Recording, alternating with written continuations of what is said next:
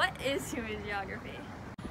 Human geography focuses on how people make places, organize space and society, interact with each other, and make sense of the world around us.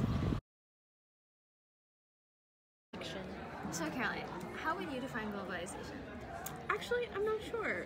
Give me your best definition of globalization. Well, our AP Hug book says that globalization is a set of processes that are increasing interactions, deepening relationships, and accelerating interdependence across national borders. Crazy. Yeah. Only 100 years ago, the fastest modes of transportation were the horse and buggy. Now, Annapolis is buzzing with cars. Many people of different backgrounds and ethnicities coming together and becoming friends. These are all examples of globalization. Virtually all geographers are interested in the spatial arrangement of places, like how Annapolis has different districts. Okay, Molly. Do you know the difference between a pandemic and an epidemic? Isn't pandemic like regional outbreak of a disease and epidemic is worldwide outbreak of a disease? So it's very close, but you flip-flopped up. A pandemic is a worldwide outbreak of a disease, and an epidemic is a regional outbreak of a disease. Okay. In the 1980s, the National Geographic Society published findings about the 5 themes of geography. So Nikki, what do you think that the 5 themes of geography are? Location, and that's about all I got. Okay, well that's definitely one of them. So location, human environment interaction, region, place, and movement. Number 1, location. Why is this Jimmy John's built here instead of over there? Number 2, human environment interactions. How have humans altered Annapolis? Number 3, region. Why does the Annapolis region use the Maryland flag so much compared to other Maryland regions? Number 4, place. All places have unique and physical characteristics which allow people to develop a sense of home, meaning, and emotion. For example, Caroline may have a feeling of home whenever she drinks a Kilman's milkshake. Number 5, movement. The mobility of people, goods, and ideas. For example, instead of using a map to find out where the nearest coffee shop is, I can put it right into my phone and see that Starbucks is really close to me.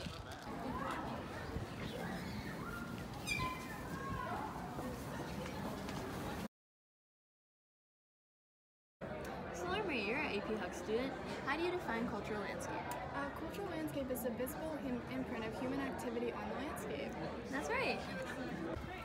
Annapolis's cultural landscape can be determined by looking up at any building and asking why it was built, who built it, and how does it affect Annapolis. So Jason, how would you define cartography? It's the study of maps. That's right. Cartography, the art and science of making maps, is useful for waging wars, solving medical problems, and warning of natural hazards. Reference maps show location and geographic features of a place, and thematic maps tell stories. So Ella, do you know the definition of absolute versus relative location? Absolute location is the exact location, and relative location is the location in relation to other places. That's right. Yeah. Reference maps can show the absolute location of a place. For example, this store's address is 8 Francis Street. Relative location describes the location of a place in relation to other features. For example, Annapolis is south of Baltimore and north of Calvert County. GPS allows us to easily find where we are going by using satellite. We can easily locate any area using our phones. Mental maps are maps that we carry in our minds. For example, I know that I have to make 2 rights and a left to go to school. These mental maps include terra incognita, which are unknown lands that are off limits. For example, if I want to go to this store, I don't picture the store next to it because it's not important to me. Our activity spaces are places that we travel to routinely in our daily lives. So Emily, what's the activity space of yours? Every day after school, I go to the team room and I get changed and I go into the field for track practice. That's great. A cultural hearth is an area from which cultural traits develop and from where they diffuse. For example, the consumption of seafood in Old Bay has diffused from Annapolis to other areas surrounding it. Distance decay states that the interaction between 2 locales declines as the distance between them increases.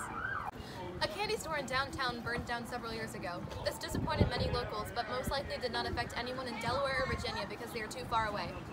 A formal region has a shared trait, either physical or cultural. A functional region is defined by a particular set of activities that occur within it.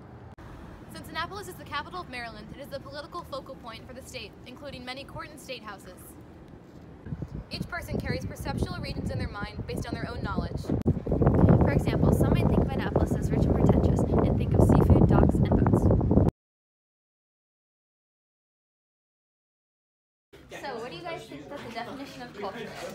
I would say it's like how your environment affects who you are.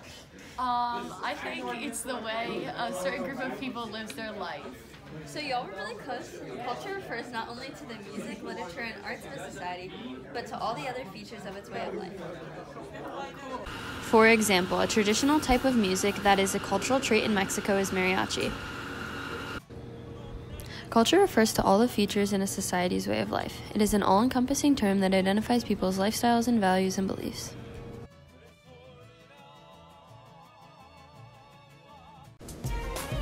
The definition of diffusion is the act of dispersing or diffusing something, ideas, fashions, even people, the spread of social institutions from one society to another.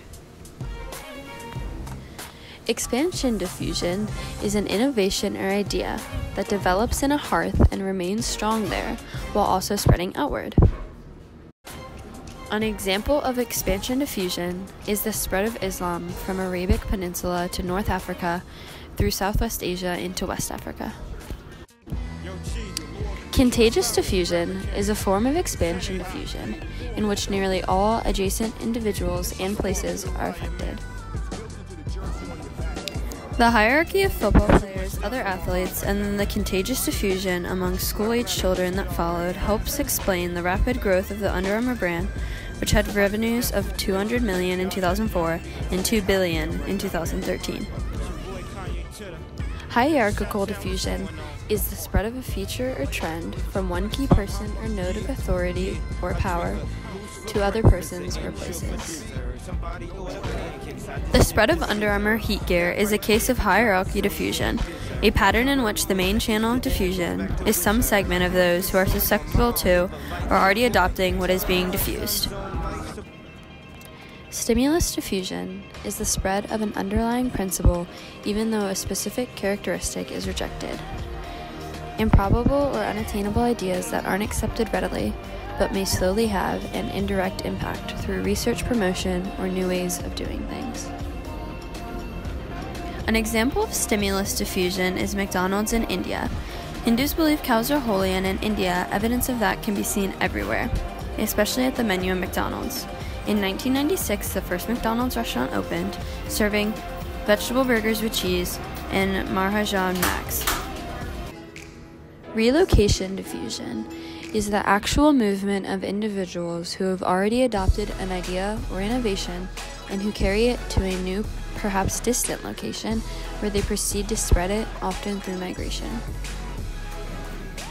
An example of relocation diffusion is if the homeland of immigrants loses enough of its population, the cultural customs can fade in the hearth while gaining strength in the ethnic neighborhoods abroad. Environmental determinism holds that human behavior, individually and collectively, is strongly affected by and even controlled or determined by the physical environment. And an example of this is how the Nile River influenced the entire ancient Egypt civilization by providing food, transportation, and fertile soil. While then in a tropical climate, this could initiate laziness and relaxation.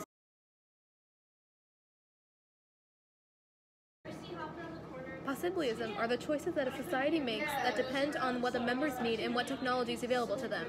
This can be observed in any situation where humans conquer their environment, such as through building roads through arid land or establishing radical settlements in inhospitable conditions.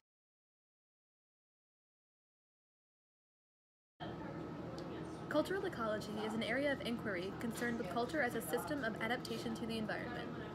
Political ecology is an area of inquiry fundamentally concerned with the environmental consequences of dominant political, economic arrangements, and understanding. Human geography today seeks to make sense of the spatial organization of humanity and human institutions on Earth, the character of the places and regions created by people, and the relationships between humans and the physical environment.